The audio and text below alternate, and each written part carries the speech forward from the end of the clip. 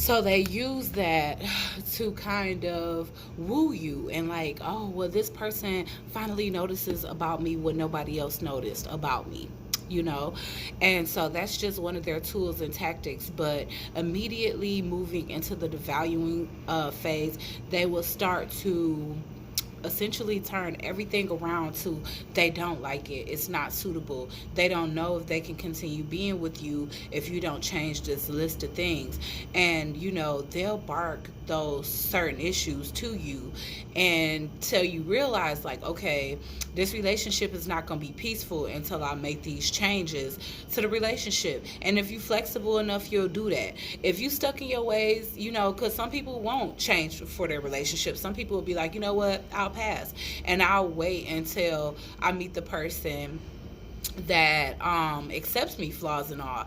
And naturally, I feel like, in a sense, that's the most healthy thing to do. It's okay to adjust some things, especially if they're actually character flaws, or if there's something that's a toxic trait that have been hindering many relationships of yours.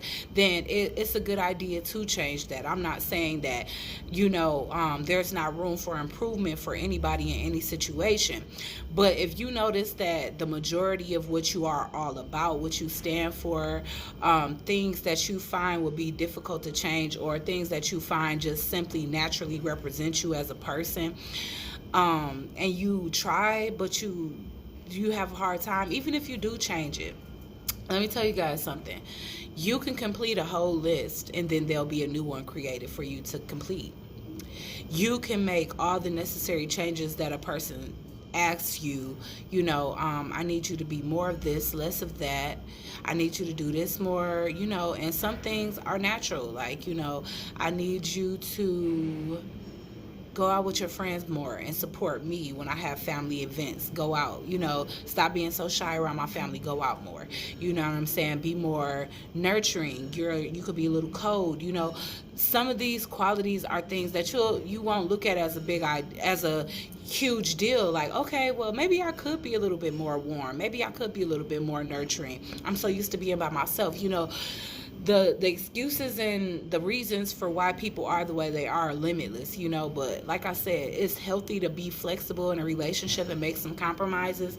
But when you're compromising your entire self, that's when it becomes a problem, and that's when you will see them and hear them start to triangulate other people to make you jealous. And that's another manipulation tactic that they use in order to make you change.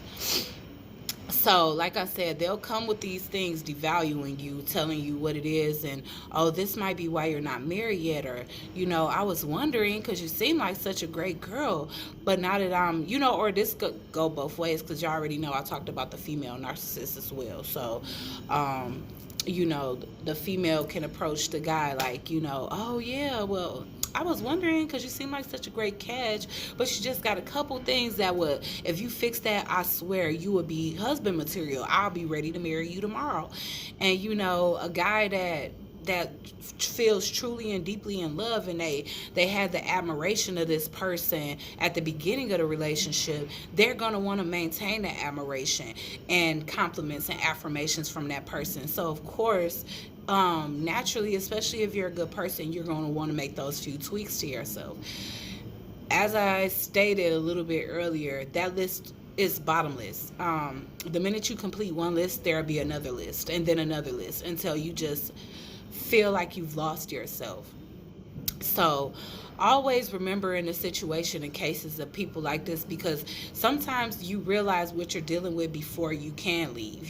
Sometimes you'll figure it out, like, dang, okay, it sounds like the person I'm dealing with really is a narcissist. But who knows what position you're in. You guys may share assets, you may share a home, and depending on what your financial situation is, you may not be able to just pick up and leave a narcissist the day after you find out that they're a narcissist, or the day you find out that they're a narcissist.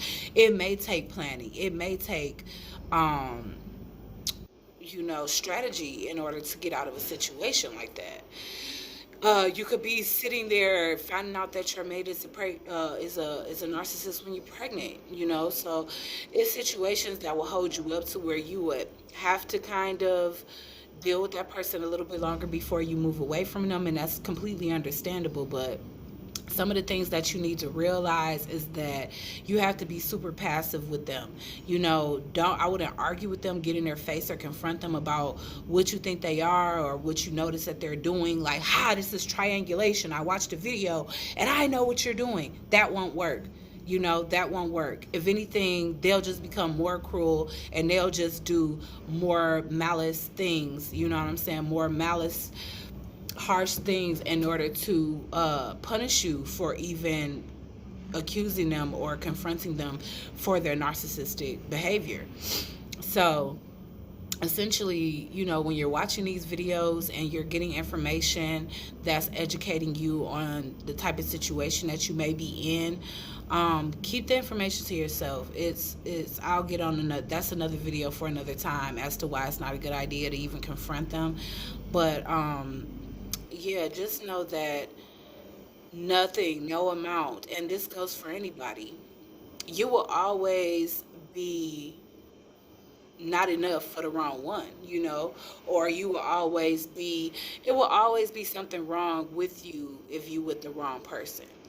If you with the right person, you can't go wrong. You see what I'm saying? Even if you have flaws up the wazoo, this person recognizes you as flawless because that's the person for you. If that person isn't for you, of course they're going to see everything about you as way worse than what it is, or like it's just unbearable for them. So recognize that not only do they project, so a lot of things that they say is wrong with you is really because either they are jealous and envious that they can't be authentic with themselves, so they don't want anybody else to stand in their authenticity either. They want you to jump through hoops and lose yourself and become this empty vessel, because that's what they are. And they don't appreciate the fact that certain people don't have that same problem, exuding creativity and passion and empathy and just all these great qualities about themselves that make up a genuine person. Well, they don't have those qualities, so of course they look at that and envy it, like, damn, that isn't me. But at the same time, it's like, why does it have to be them? If you're emotional or if you express your emotions, you're weak. If you're happy all the time, you're fake. If you're angry all the time, even if they're the one that provoked that anger within you, it's like you need to seek help. You need a psychiatrist. You just can never be yourself. So just realize that if this is something that you choose to stay in or continue to entertain, then you will always be trying to find a new costume to fit in, because since they wear a mask, they want everybody else to wear a mask as well. So the best thing for you to do is wait it out. Whoever is meant to be with you, it doesn't matter how goofy you are, how much you laugh, how much you cry, if you express yourself or if you're introverted, it won't matter, because that person will adore you unconditionally and infinitely for the person that you are within, and not who it is, who the plethora of people from past, present to mother, ex-girlfriends that you have to be compared to. And you can actually be yourself, stand in your own authenticity, have your own personality, and not have to deal with the weight of somebody else's constant judgment, because it will never stop. Let me just keep it straight with you guys.